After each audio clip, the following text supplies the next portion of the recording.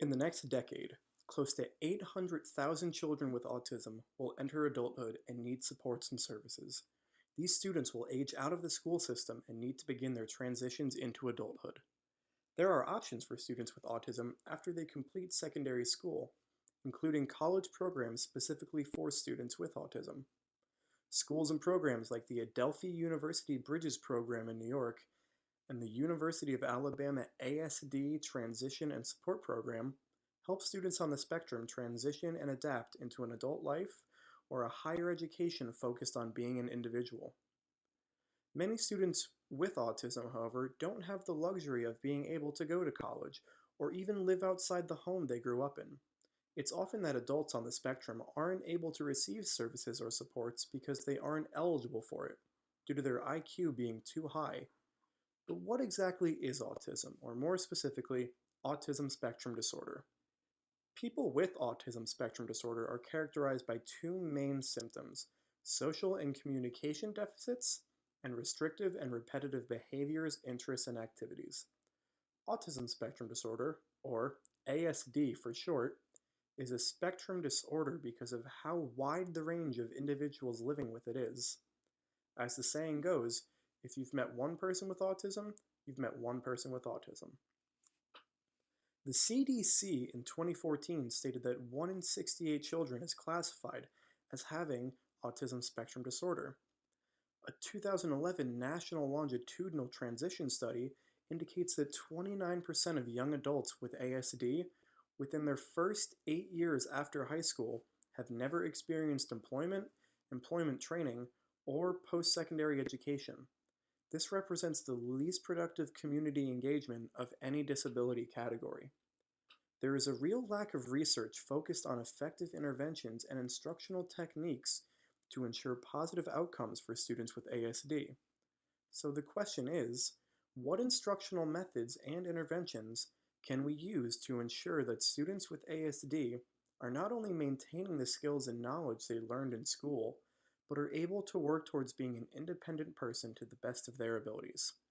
That is what we'll be exploring.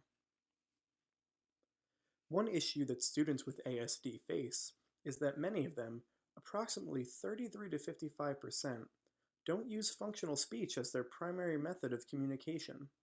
Along with this, many with ASD have very selective attentions, so the focus for these students should be on vocabulary and specific words and phrases. Students who know more words are better readers and help students decode words with multiple meanings and texts as a whole. Students with ASD also often have trouble with certain word concepts. They have issues matching print words to words they can speak, they have trouble learning new words for familiar concepts, and learning new words for unfamiliar concepts. This is why vocabulary expansion, while difficult for students with ASD, is crucial for their communicative and social development. There are many visual supports that can be used to help with instructing literacy skills for students with ASD. Color coding is always helpful, and you can even color code every type of word, like nouns, adjectives, questions, and verbs. Each part of speech can be represented by a different color. What's most important, though, is making sure that the student is heard, acknowledged, and responded to when they make any attempt to communicate. This increases the likelihood for them to try again in the future. Repeated use and practice of communication is extremely important for students on the spectrum. When students are communicating, you'll need to take note of the environmental factors that could have led to their contributions and try to replicate those. This way you can create prompts that students will recognize and communicate more often. You can even create programs specifically for communication and give a lot of positive reinforcement for when it happens. There are also various and countless technologies that can be used in literacy instruction for students with ASD.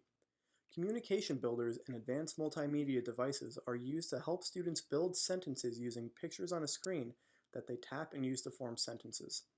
It can help with content-specific vocabulary and even social vocabulary and phrases. Many of these applications use text-to-speech as well, so the student, if nonverbal, can communicate with those around them. One of the most important aspects of teaching students with ASD is the planning. Like I said before, each student with autism is different, just as every learner is different. So you need to identify their specific learning style and what strategies work best for them. You need to ensure that all the supports they need can be used and will be used. You need to make sure the physical classroom is set up to their liking. But contrary to a general education classroom, you want to minimize auditory and visual distractions by decorating the classroom minimally to reduce distractions. When it comes to individual students, you need to work on individual schedules with them. This lets students know what they'll be doing daily and helps them work on specific communication needs and how to articulate them on a daily basis. Plans are specifically planned for each student's disabilities and needs, but they also need to be fluid and able to change throughout the span of the student's educational career. Students on the spectrum are often very rigid in their thinking and are opponents of sudden change, so it's vital to make sure to ease students into new schedules and new programs or methods of instruction. Remember that one of the two main symptoms of ASD is social and communication deficits. That's why it's so important for these students to be effectively taught literacy to ensure that they can communicate to the best of their abilities. This plays into the second symptom of ASD too. The repetitive interests and behaviors are repetitive and can come off as annoying to the people surrounding those with ASD.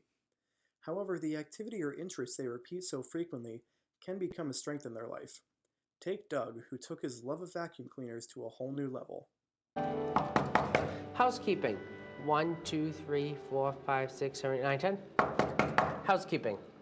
1, 2, 3, 4, 5, 6, 7, 8, 9, 10. First one, you take this back, you dust and brush the back of this thing. Vacuum up here. Doug is someone who has always been fascinated with vacuums. Since the time he was 3 years old, I can picture him with vacuums. I have a Dayton backpack right now. I got the two-piece one that's stuck together, power nozzle. I have the hose and the adapter. Early on, it was an instrument of getting him to talk more, because whenever he met someone, he'd want to know, what kind of vacuum do you have? And he would remember, if he sees someone, I swear 20 years later, he'll say, oh, I know you have a, whatever type of vacuum. To be able to do what you really, really, really like to do and get paid for it, and that's pretty cool. Doug took the one thing they love, which was also a recurring and repetitive interest throughout their life, and turned it into an opportunity for them. It's really important that we emphasize the interests of students on the spectrum, because it could lead to very promising opportunities and potential jobs. This relates back to the first symptom, social deficits, as well. There is a large stigma surrounding people with ASD, and people don't like to engage with them. However, studies find that individuals that reported more contact with people with ASD, particularly within the past week, had the most positive attitudes. This relationship was again supported by the impact of having a family member with ASD on the behavior dimension of attitudes. People who don't have disabilities need to have more contact with those who do have disabilities, not only to help reduce stigma, but to help those people with their social and communicative skills. There is a large deficit in the programs and supports available for adults with autism, with most living at home performing menial jobs, and this only increases the stigma. One of these supports is something called person-centered planning. This is a process that takes place wherever the person with ASD is comfortable and is used to create a personal history and profile of a person to assist them with the transition into adulthood. Here's a clip from the documentary Autism Coming of Age that shows a snippet of a person-centered planning meeting and how it can help an adult with autism. Today, Tomas is able to live in the community and make lifestyle choices at regularly scheduled planning meetings with the staff at a private nonprofit agency called Total Living Concept. We're going to think about what you can do, what you love to do, what your gifts are. We're going to make a list of those things. In person-centered planning, the absolute core concept is a pretty simple one. It's listening. You listen to a person. You listen to their dreams, their visions. You try to understand those as carefully as you can. You want some chicken, Tomas? You do want chicken? Tomas shares a two-bedroom apartment with a roommate not far from his grandparents' home. You want more? Disability income from Social Security and a Section 8 subsidy pay Tomas's rent. His roommate lives rent-free in exchange for making sure that Tomas is safe overnight. In the evening, they hang out together. You're gonna open your pop? Tomas had a profile created of him, with his likes and dislikes, to see where he's at in life, how his independence is coming along, and his plans for the future. Then a plan is created and constantly changed to help put it all into action, and now he's living independently and is making friends. This, of course, is not the comprehensive list of all strategies and interventions that help students with autism spectrum disorder throughout their adulthood, but it's a pretty good place to start.